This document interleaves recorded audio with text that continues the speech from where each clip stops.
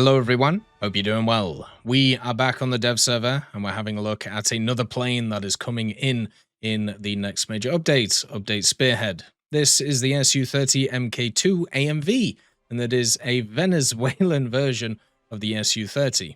Obviously, when it comes to Russia, they have exported a lot of their general vehicles, and this is one of them. The Su-27 being a very prolific platform, spawning a million upgrades and a million variants. And now when it comes to War Thunder, we have a bunch of different ones, including this premium here. It's a rank 8 premium vehicle, which means it's the highest rank in the game.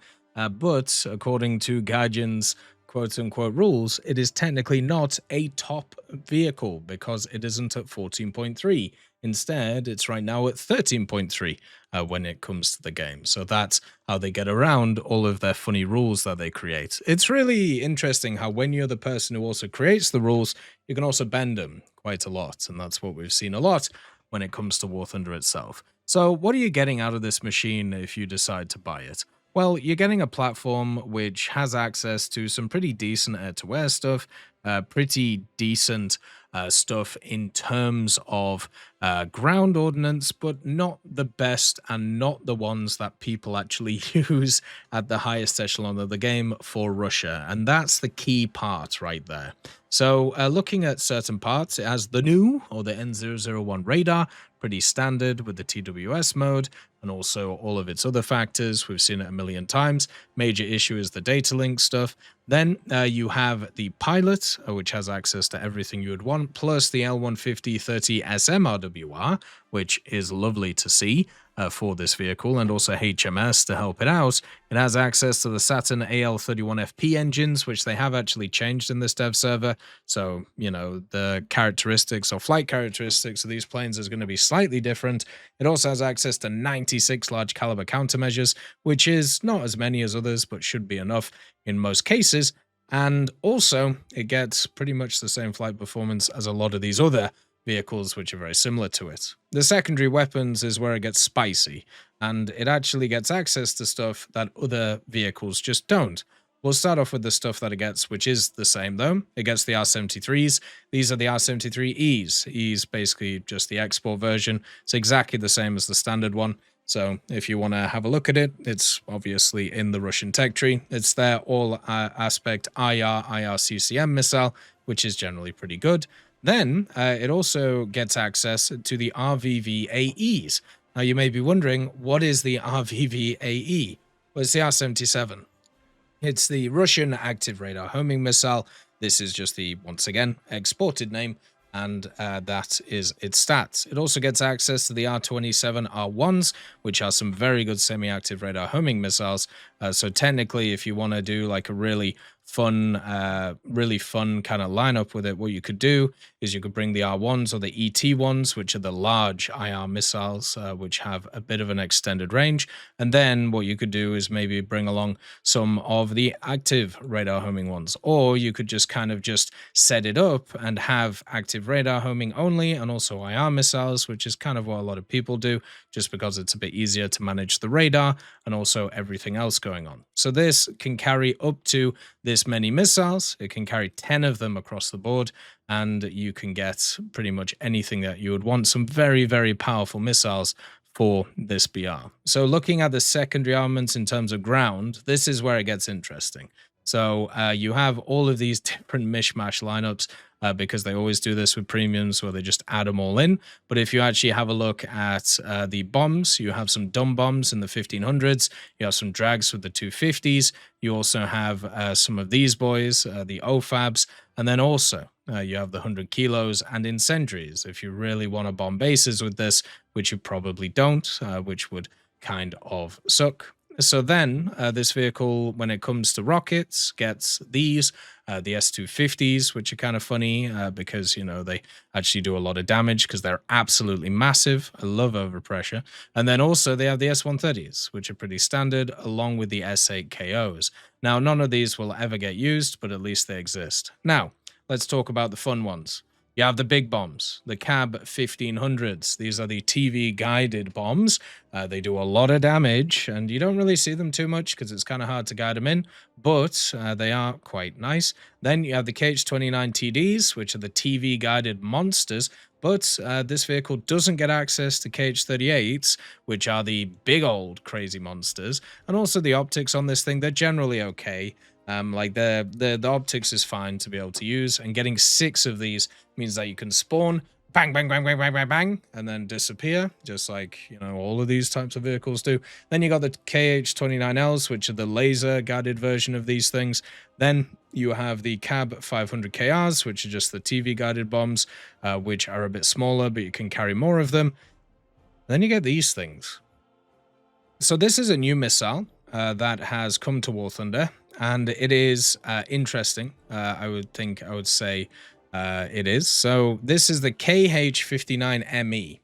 Now this is a TV guided IOG GNSS massive missile. It can go Mach 1.5, which is very fast. It can go 0.9, which is very fast for this type of missile. It can also be released very fast. So basically you can just set it off, and then it has a insane range to it, which is pretty nuts, right?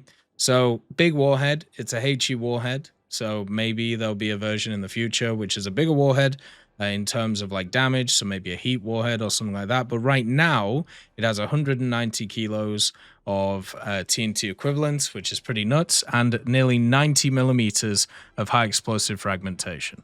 So it's not going to pen as much, but it's going to batter you with nearly 200 kilos of TNT equivalent, and you are just going to explode because of overpressure. So that's just kind of how it's going to go. Now, in terms of its speed, if you compare it to something like the KH-29L, it's a lot slower, right? The KH-29L and also the other KH-29 is basically double the speed of the KH-59ME. But the range of this one is way longer, okay? That's the big thing. You can see here the 10-kilometer range on the KH-29L, whereas the 59 has a 120-kilometer range. Now, why is this interesting? So in War Thunder itself, the way that these types of missiles work, the actual lock-on that you can do with them is very, very hard to do at range. You basically can't really lock anything with a TV guided missile over a specific range. It's probably like 25 or 30 kilometers, right? And this is also designed as an anti-naval missile. So this is not something which is designed to be, you know, something that goes after ground targets. So that's also like a part of it that you have to take into account when you're using this thing. So it isn't something that's going to be as easy to target ground stuff with. But if you're able to actually get this off onto a ground vehicle, let's say, I don't know, like an MBT that's over here, then what it should do is just absolutely annihilate the damn thing. But you are limited in terms of that targeting system, which can be a problem for it, right? And that is a huge issue with this type of vehicle. But if you get it off, it'll kill whatever it hits, and it will kill it hard. Now, another thing that's also interesting about it, since the missile, even though it is very quick for a missile of its range, what is interesting to think about is it could easily be intercepted now by the new IR kind of slinging SAMs that we have in the game. Because the missile, compared to other ones, is a lot slower than, you know, it was previously. And usually with these things, what can actually end up happening is they get intercepted by the IR stuff coming in. The only thing that doesn't really get intercepted very well is actually the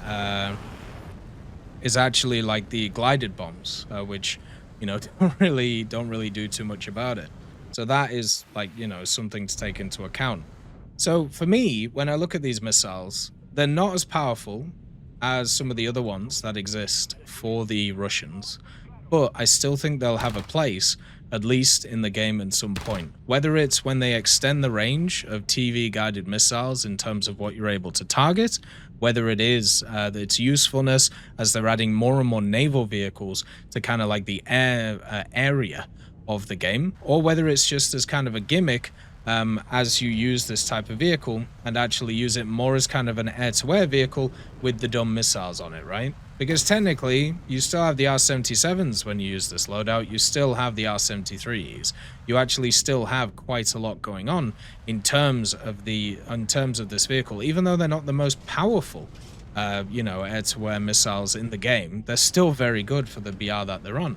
So it'll be very interesting to see what actually happens with that. Now, for me, I think this is a pretty decent shot for a premium. I think people will enjoy this quite a lot. I personally am not a fan of these types of premiums, just because I don't like people just buying their way into top tier. I don't think it's very good for the game.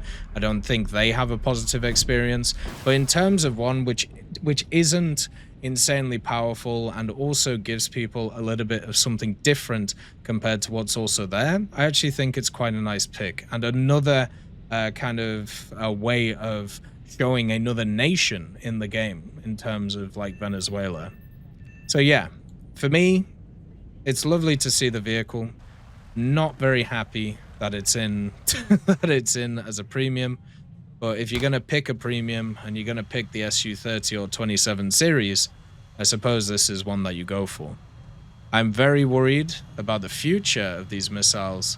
I'm not worried about them right now, but I'm worried if they change the way that the targeting works in the future and extend it, which I've got a feeling they're going to do that, especially with more and more of these ships coming into the game and how they work. As always, I hope you have a wonderful day, and I'll see you next time. I'd just like to thank GMG Smiley, CD Beans, Chieftain Mike, EMN3 Galaxy, Tulio Pontecorvo, Brendan Quinn, Carrion Crow, Gus Irenicus, Pyman, Wartinder, Teddy, Daniel Stanton, Martinez, B. Young, Ozzy Panzer, Alan Hacker, Liam Shear, Opium Prime, Lafouche, Sem, Aslan, Uncle Bean, and Derek R. for supporting the channel.